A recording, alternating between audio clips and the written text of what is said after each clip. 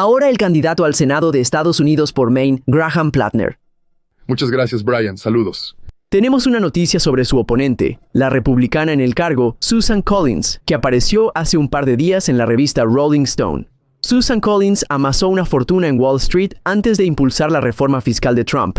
El multimillonario de Blackstone, Steve Schwarzman, donó $2 millones al Comité de Acción Política de Collins un día antes de que votara a favor de impulsar la gran y hermosa reforma fiscal de Trump.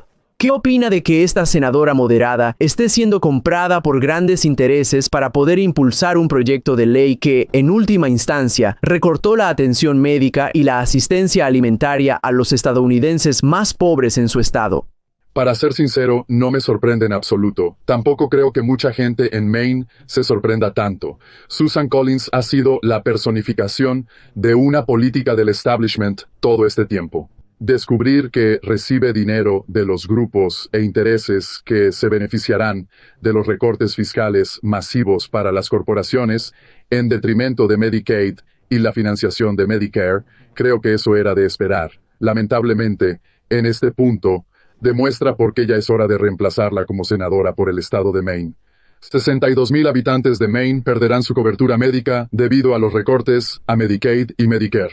En un estado de 1.3 millones. Es mucha gente, y no son personas que puedan permitirse este tipo de pérdidas. No estamos hablando de gente adinerada.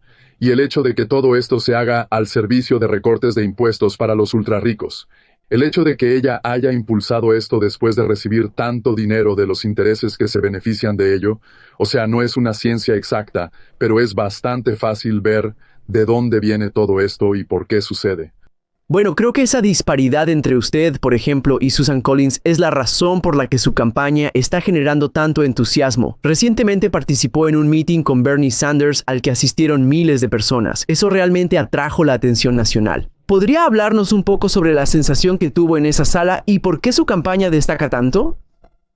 Una de ellas fue la energía de la gente que vino. O sea, era un día de descanso, era el día del trabajo. Entiendo. Vino gente de muy lejos. Recibí mensajes todo el día de conocidos de todo el estado que decían, vamos a ir a Portland para la manifestación.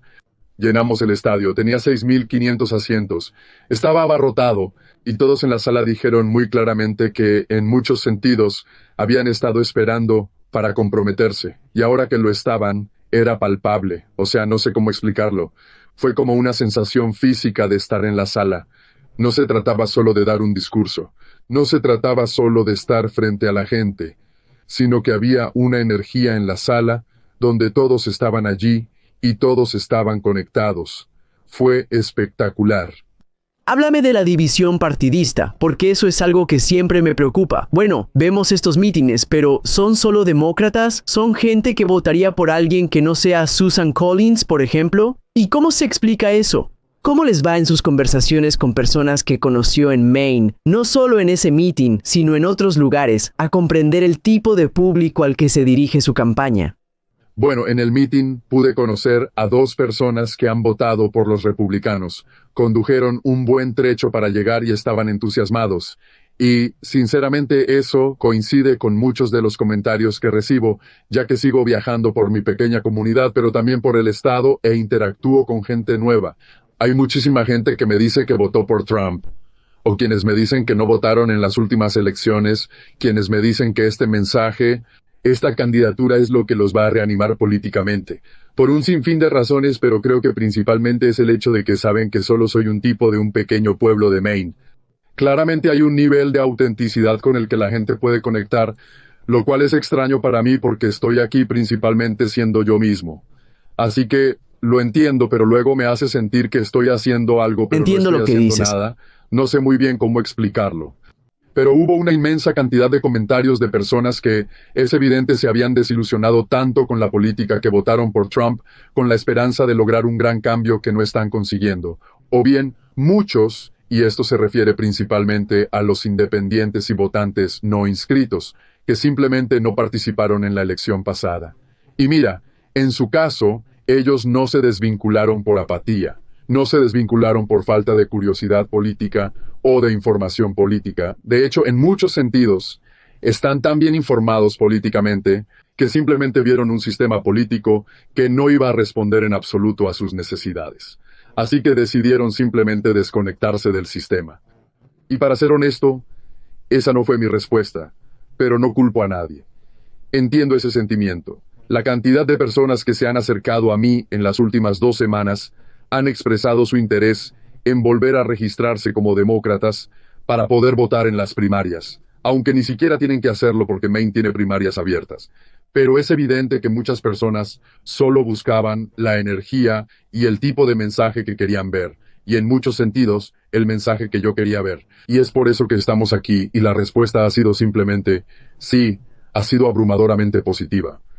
Háblame un poco de las promesas que Trump les hizo a estas personas, y en retrospectiva, sabemos hasta qué punto fue una mentira, porque este tipo se presentó con promesas de, bueno, hablaba del precio de los huevos, literalmente, del precio de los huevos. Así que se disfrazó de populista, habló de comestibles, de alquileres, de vivienda, de estos temas que realmente afectan a la gente, llegó al cargo, se rodeó de oro en el Palacio Oval, impulsó un salón de baile de $200 mil millones. Empezó a organizar cenas con criptomonedas y finalmente aprobó una rebaja de impuestos que beneficia desproporcionadamente a millonarios y multimillonarios, al tiempo que eliminaba Medicaid de 17 millones de estadounidenses y recortaba la asistencia alimentaria en $350 mil millones. Hablemos de lo que prometió a esta gente, de cómo reaccionan ahora mismo, si son votantes de Trump o republicanos y si podríamos ganarlos. Creo que muchos están disponibles, y solo diré esto como aquí, en esta parte de, al menos la parte de Maine, donde paso la mayor parte de mi tiempo, se le dijo a la gente que los aranceles, de alguna manera, generarían todo este dinero que luego se inyectaría al gobierno, y que, de alguna manera, sin ninguna explicación, reduciría el costo de todo, y que financiaría todos estos programas. Claro, quiero decir, sabemos que eso es... La ironía de todo este asunto es que los aranceles en sí mismos son un impuesto al consumo, y por tanto harán subir los precios de todo. Estás viendo el desglose legal. Glenn, parece que la administración Trump está en una crisis en Washington, D.C., ya que siguen utilizando a la Fiscalía de Estados Unidos y al Departamento de Justicia para intentar reprimir a sus oponentes políticos. ¿Qué ocurrió? Sí, Brian, 6 veces ya los grandes jurados de Washington, D.C. le han dicho a Jeanine Pirro, la fiscal federal de Donald Trump para el Distrito de Columbia, que no a los cargos por delitos graves. Ella buscaba acusaciones formales contra 4 acusados diferentes y sus fiscales presentaron esos 4 casos un total de 6 veces. Podemos desglosar las cifras en un minuto. Y en lo que debe ser un giro de los acontecimientos sin precedentes, el gran jurado dijo que no 6 veces. No aceptarán la extralimitación de Jeanine Pirro a su abuso del gran jurado o a su flagrante mala conducta fiscal. Y creo que crisis es probablemente una buena palabra. Seamos realistas, la gente del Distrito de Columbia no se dejará llevar por la dictadura que Donald Trump intenta crear militarizando las calles de Washington, D.C., y parece que esto repercute en las salas del gran jurado. Así que permítanme explicarles lo que está sucediendo. Nuestros espectadores probablemente estén más familiarizados con el tipo que le lanzó un sándwich de Subway a un policía. Y Jeanine Pirro fue al gran jurado y ordenó sus fiscales acudieron al gran jurado y solicitaron una acusación por delito grave. 8 años de prisión, la pena máxima por lanzarle un sándwich a un policía, y el gran jurado dijo: lo sentimos, pero no. Y ese caso se redujo a un delito menor, así que podría terminar en juicio por delito menor, no grave. Luego estaba el caso de una mujer llamada Sydney Lori Reed.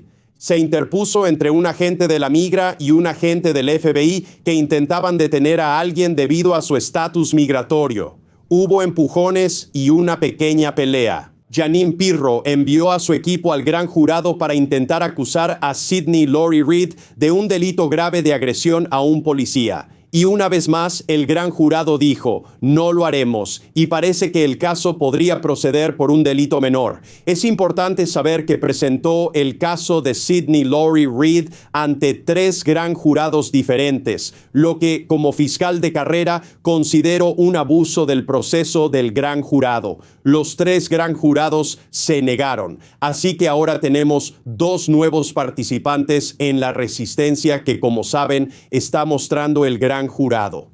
Hay una persona llamada Natalie Rose Jones que supuestamente amenazó a Donald Trump. Es posible que haya publicado amenazas en Instagram o Facebook. Fue arrestada y Jeanine Pirro, una vez más, envió a sus fiscales al gran jurado para solicitar acusaciones por delitos graves, pero el gran jurado las denegó. Así que Natalie Rose Jones no está actualmente acusada. Ahora, hay un cuarto acusado, un hombre llamado Alvin Summers. Un caso un tanto peculiar. Se le acusa de haber participado en algún tipo de agresión. No estoy seguro de si fue durante una protesta o en otra ocasión contra un agente de policía. Y de nuevo, el gran jurado se negó a acusar a Alvin Summers. Brian, lo interesante es que después de que la Fiscalía de los Estados Unidos en Washington, D.C., dirigida por Jeanine Pirro, no lograra una acusación formal contra Alvin Summers, solicitaron la desestimación del caso, sin perjuicio, lo que significa que Jeanine Pirro en cualquier momento podría revivir esos cargos y presentarlos ante un gran jurado. Pero el abogado de Alvin Summers acaba de presentar una moción para que el caso se desestime con perjuicio, lo que significa que Jeanine Pirro nunca podría intentar presentarlo de nuevo ante un gran jurado. Acabo de sacar esto del expediente judicial. El juez ordenó a los fiscales de Jeanine Pirro que respondieran a la moción del abogado de Alvin Summers para desestimarlo con perjuicio antes de septiembre. Así que parece que podríamos tener un litigio sobre lo grosera que es Jeanine Pirro, lo abusiva que es y lo mucho que se extralimita al intentar repetidamente obtener acusaciones por delitos graves cuando es bastante claro que las pruebas no lo justifican. A la comunidad hispana, gracias por ver esto y por apoyar a los medios independientes. Su comunidad en particular está sometida a mucha desinformación por personas que la consideran un objetivo. Pero tienen derecho a la misma cobertura honesta y de alta calidad que los demás, y por eso he creado este canal. Por favor, manténganse al día y no permitan que malos actores manipulen la realidad. Así que suscríbete al canal. Siempre es gratis, nunca exigiré un pago por mi contenido, y muchas gracias.